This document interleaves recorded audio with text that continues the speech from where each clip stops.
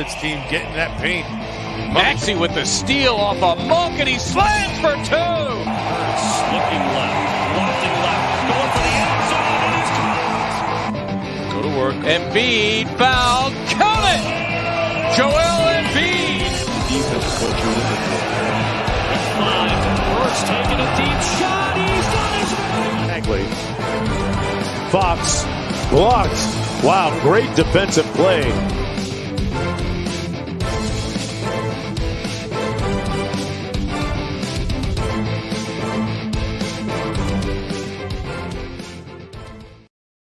What is up, everybody? What is happening? Welcome to Party on Broad. Today, we are breaking down some Sixers conversation. And to help me do that, I've got the man, the myth, the legend. He is Carlin of Sixers Wire, one of the best Sixers Twitter followers, period. The man breaks it down. He is a workhorse. What is up, Kai? What's going on, man?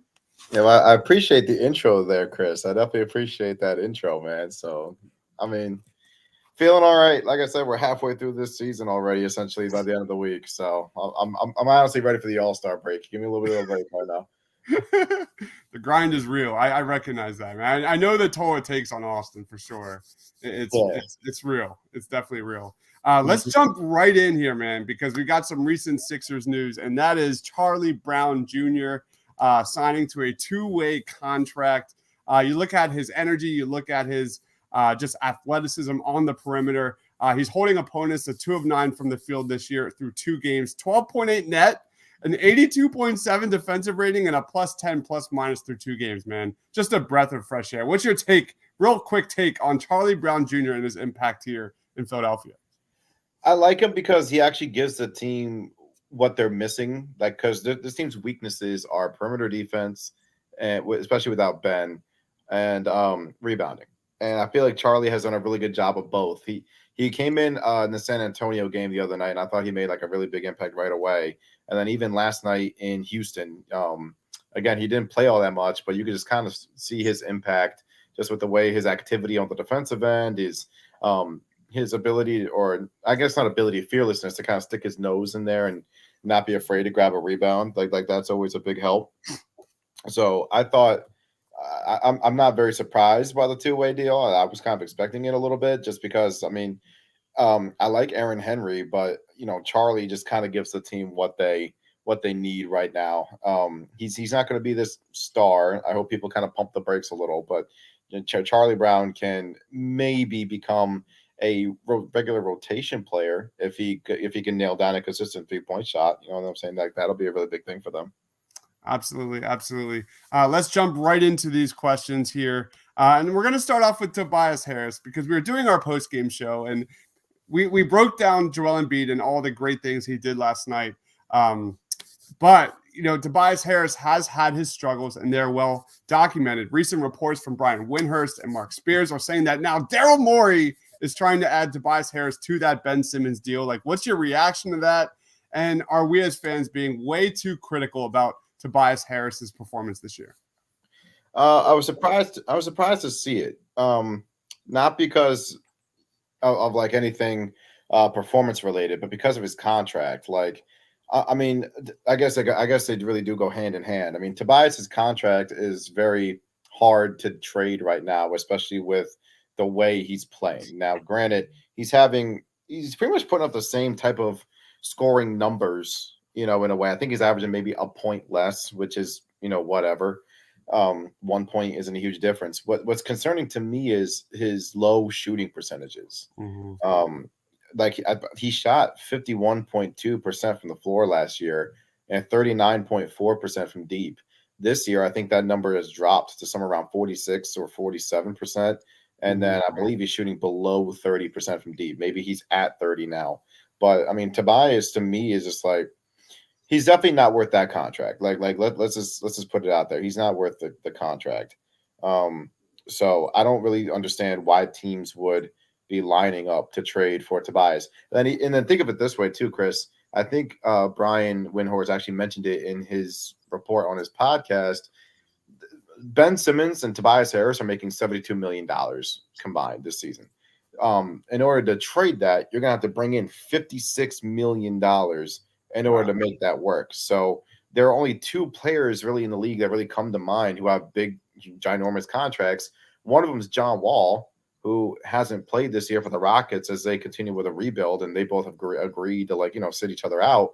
And then there's also Russell Westbrook out in LA. And I know Daryl has a history with Russ. I think Russ had one of his better seasons in Houston, that one season with the Rockets. But I can promise you they're not going to go after Russell Westbrook. So I don't think Tobias gets traded. So that's just my big take on it. They may be trying to. I believe that they've been trying to, but I feel like it's more of a feeler to maybe see what his value is, what his worth is right now, rather than anything serious. I do think the fans are too hard. I mean, but I also don't. I'm also not a big believer in the whole booing thing. I'm sorry, I don't get it. I don't really get it, and I think it's because I'm not from Philly. I'm from Michigan originally. I mean, I don't really remember booing people growing up as a kid. And who knows? Maybe it's just because I'm not from here, but I don't understand the whole booing thing, and I don't really feel like Tobias is deserving of the disrespect that he continues to get, like with this team. Like a lot of people seem to forget he should have been an all-star last year. He absolutely should have been an all-star last year. And I thought he played well in the playoffs. Unfortunately, he came up short in Game 5 against Atlanta. That Game 5 was awful. And then in Game 7, I thought he just missed a little. He missed a lot of bunnies. I will admit that. But I thought Tobias played well all throughout the playoffs, and just he's having a rough start this year. But I feel like a lot fans really need to kind of back off. That's just me. Sixers fans see that 37 number, that 37 million number, and that's really what it is. It's like Andre Iguodala back when he was great until he signed that huge extension, and then the fans really soured on him. Yeah. So I mean, he's just not the playmaker, that number 2 scorer and he's above average starter in the NBA. I think he's a really good player. He's just not worth that price tag, and that's really what it comes down to. And I agree with you, but it's also like, if you were to put yourself in Tobias Harris's shoes, what are you supposed to be like? Oh no, I don't want that money. Like no question. Like, I mean, come on. So, if you want to get mad at somebody, get mad at the front office. I mean, for giving him the contract. So I mean, get to do that. But Tobias, you can get mad at Tobias for not shooting well. You can get mad at Tobias for maybe, losing track of time, because I think he had a 24-second violation last night in Houston when he should have put the ball up. He's lost track of time. You can get mad at a player for that, but don't be out here like disrespecting him and killing him just because like he's missing some shots. I mean, it happens. It's basketball. The slump is real, though. I mean, you look at December 20. What did he shoot from 3 in December? It was 26% and then 28% now in January. So the shooting slump from 3 is just killing it. It's tough. See, I put some of that not having Ben out there. Absolutely. Yeah, and I'm pretty sure we all can figure that out. And it's obvious. I mean, you look at his numbers last year between Ben Simmons and Tobias Harris. They had a 7.6 net rating when on the floor together, 56 effective field goal percentage, 113.8 offensive rating, and over 1,400 minutes. So It's obvious. Right, and Tobias, I think he mentioned it after the Orlando game. I think when he had the big bounce back, and he played really well in the Orlando game. I mean, he mentioned it. He goes, listen, I'm a player that likes to get out and run. I'm a player that likes to have the pace pushed. I'm a guy that, when we can use our athleticism, get some defensive stops and get out and run, then that helps my offensive game. And the Sixers have been one of the slowest teams in the league this year. You and I talked about it like right before we hopped on. They've been very slow. And it's mostly due to the fact that they haven't been able to rebound. But when you're missing a 6'10" gazelle of a point guard who is an elite defender, an elite rebounder, an elite playmaker, the other pieces of your team are going to have to adjust. And it's taken Tobias a long time to adjust because he's a guy he plays within his rhythm so much, and he plays within the flow of the offense to where like he's going to go as the offense goes. Like, so without Ben, it's been tough for him. No doubt. Speaking of splits, Joel Embiid splits in January 4 games are ridiculous. 31 points, 10 boards, 6.8 assists in 30.3 minutes. He has the highest usage percentage in the NBA at 42% so far through January. An assist percentage of 37.5. His improvement as a passer has been incredible. We were questioning last night during the post-game show, like, is this the best Joel Embiid we have ever seen? And that's our next question, man. Which Joel Embiid? I mean, Joel Embiid finished second in voting last year for the MVP. In your opinion, which version is better, this one or the one last year? I'd have to say this one, just because he's being hit with a lot of pressure and a lot of adversity. I mean, obviously the Ben Simmons thing is still holding, like, it's like a black cloud kind of right now, just hanging over this franchise. So Joel is he's having to deal with that right now. Another thing is they're dealing with a lot of COVID issues. They're dealing with a lot of injury issues. Guys are in and out of the lineup. You don't really know who's going to be out there for the Sixers on a nightly basis. You have to pretty much check the injury report and, just every hour basically, and just see who's on it, who's not. And I feel like he's really stepped up to the challenge, especially recently. He's kind of understanding now. I think Doc said it at practice the other day. He's finally realizing you can't settle for jump shots. You are the biggest and the baddest dude out on the floor. You need to attack. And I feel like we are seeing that out of Joel over the past 7 games. And I feel like it's going to obviously have to continue. I know they play the Charlotte Hornets next on Wednesday, tomorrow night.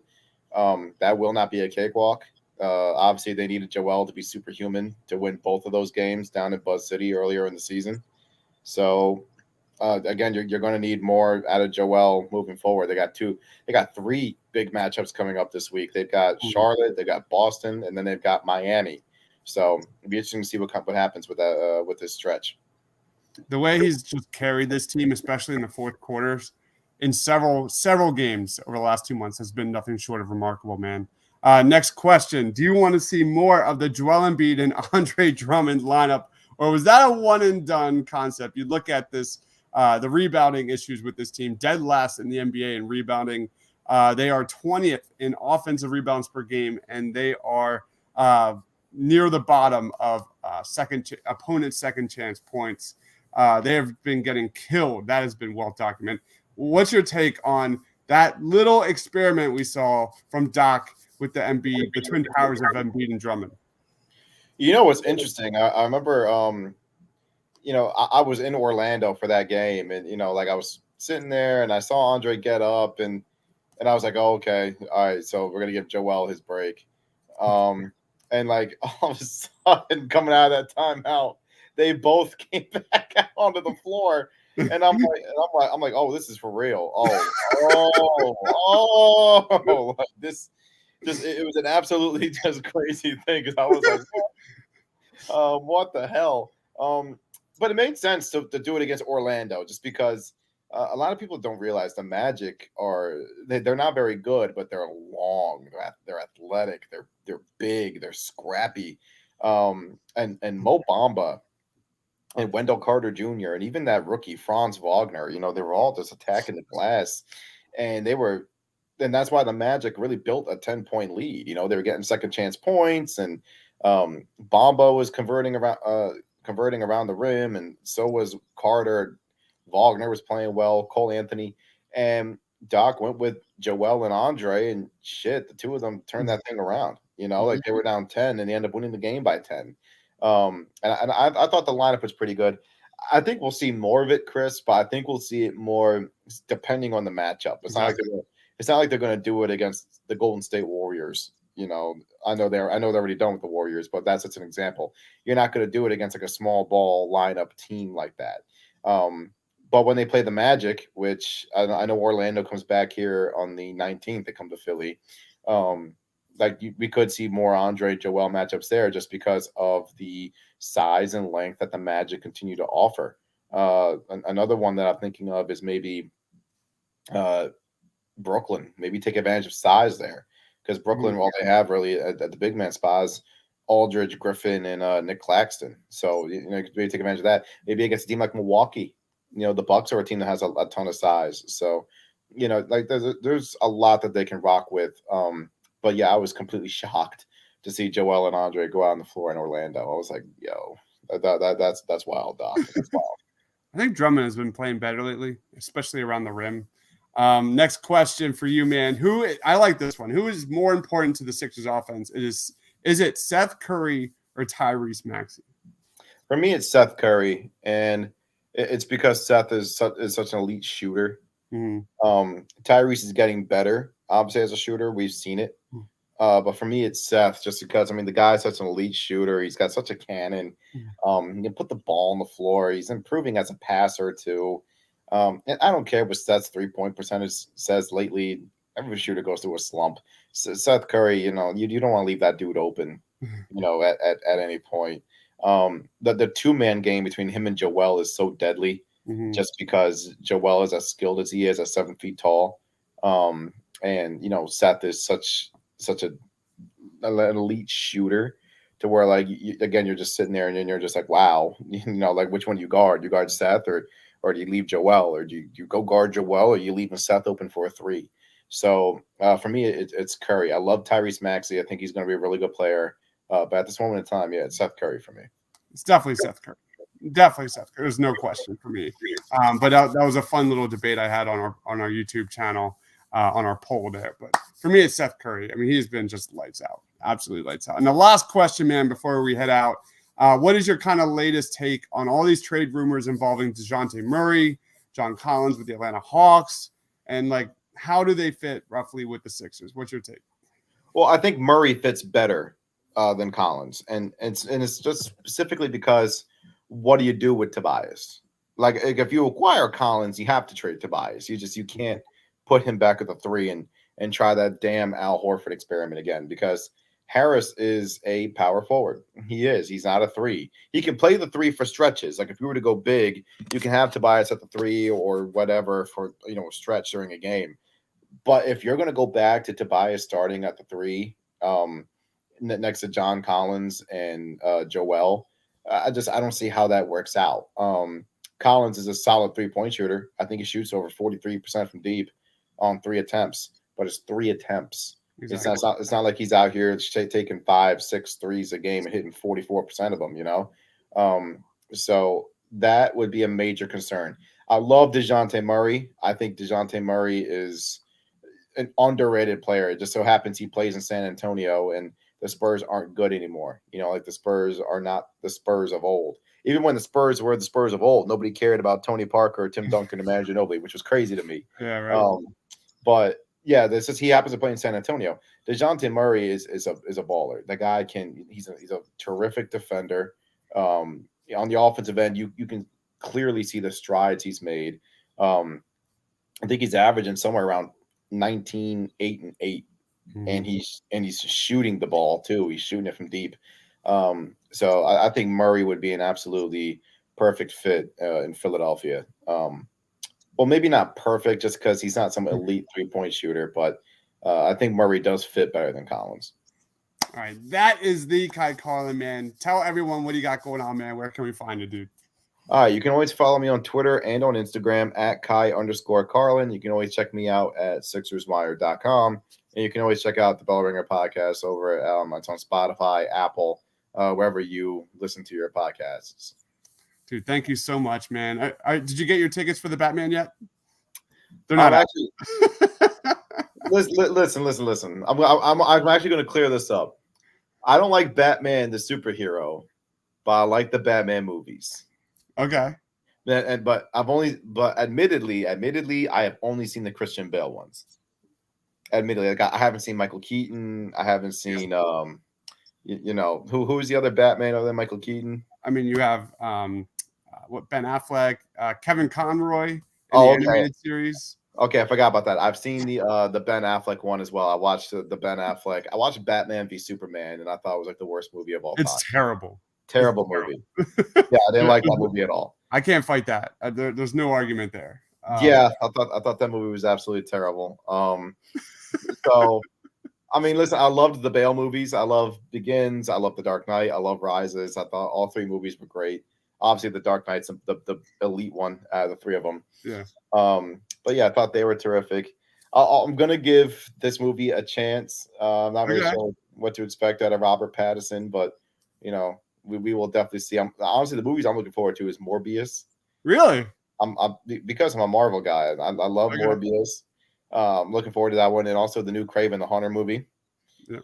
And I'm definitely looking forward to Spider-Man 4, 5, and 6, like whenever they begin those movies. Because Did you see No Way Home? Did you see No Way Home? I saw it opening night. Oh, nice. Me too. Yeah, I saw it opening. Actually, I didn't see it the 16th.